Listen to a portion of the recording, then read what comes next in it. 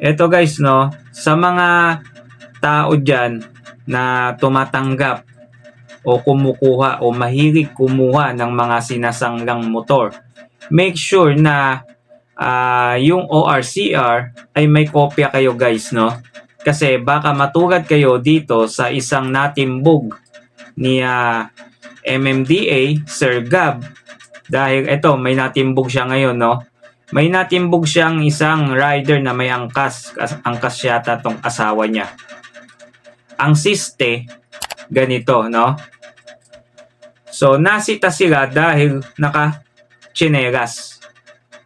So, make sure guys na pag magmamaneho kayo ng motor ay huwag kayo magchichineras kung ayaw ninyong maispatan.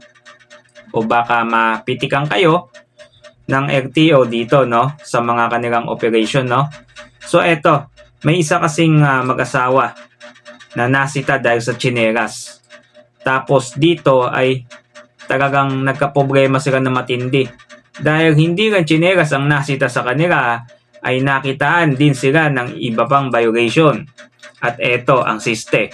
Yung motor na gamit-gamit nila, sangla pala. At ang masaklap, sinangla sa kanila, walang ORCR. O hindi nila kinuhanan ng ORCR kahit man lang yung kopya. So make sure guys na wag ninyong gagayahin itong mga to, no? Kasi malaking problema talaga yan, lalo na pag ginamit ninyo yung motor, di ba? So dito ay wala silang may pakitang ORCR, no, di ba? So may impound to siguro, no? Eto, panoodin natin itong nag-trending na video ni Sir Gab, no? Eto na, sabay-sabay natin panoodin. Nako, sangla. So in short, wala sa iyo ang papel. Iniwan lang ito doon, kaso mapabulong ko lang ako sa school. So iniwan sa inyo. Kilala niyo yung nagsangla? Nasaan yung papel ng motor? Nasa kanya po. Walang ORCR to. Nasa kanya din po. So wala nga po sa motor, yung ORCR. May lisensya ka. Meron po. Alam mo ba ang motor o kaya kahit anong sasakyan, pag ginamit mo, kailangan meron kang carried na ORCR? Sinangla niya po. Sabi niya po kasi tutubusin niya.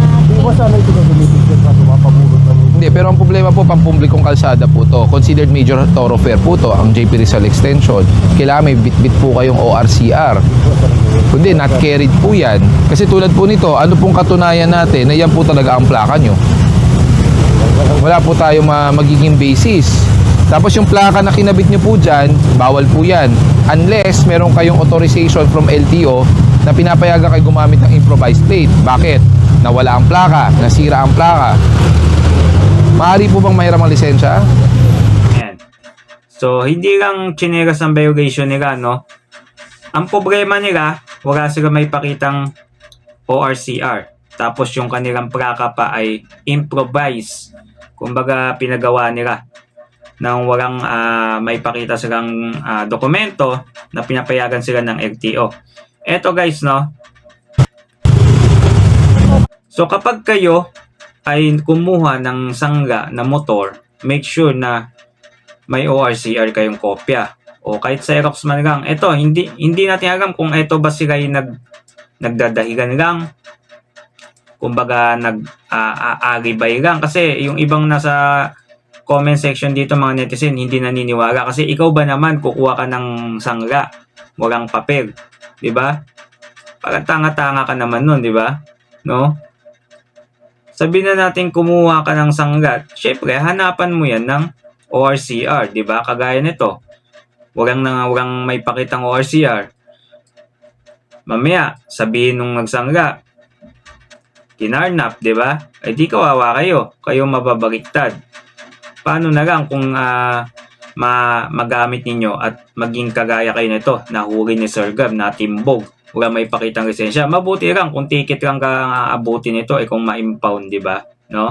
Pagpatuloy pa natin. Kung nagsapatos po kayo, di sana po kayo mapapara at makikitang wala kayong papel. Sapatos sana sila. Nawagan kasi ng doktor. Eh, paano po yan?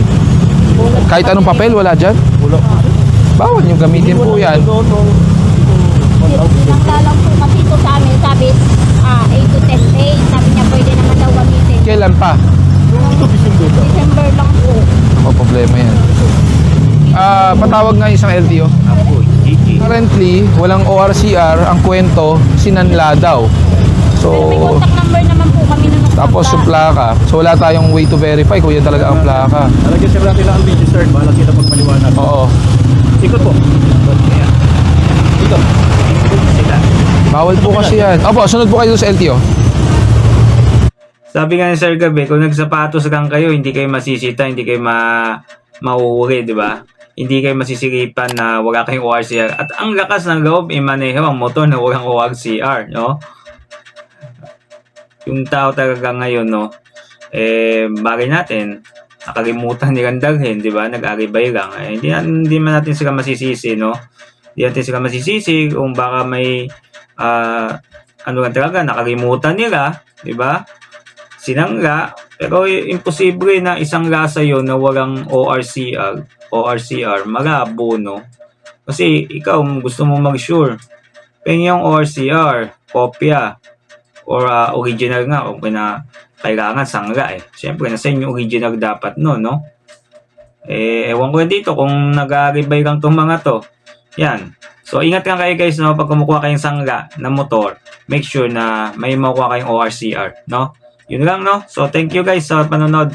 So, kung bago lang kayo sa ating channel, huwag niyong kalimutan mag-subscribe. Lagi kayo updated sa mga susunod pa nating mga video.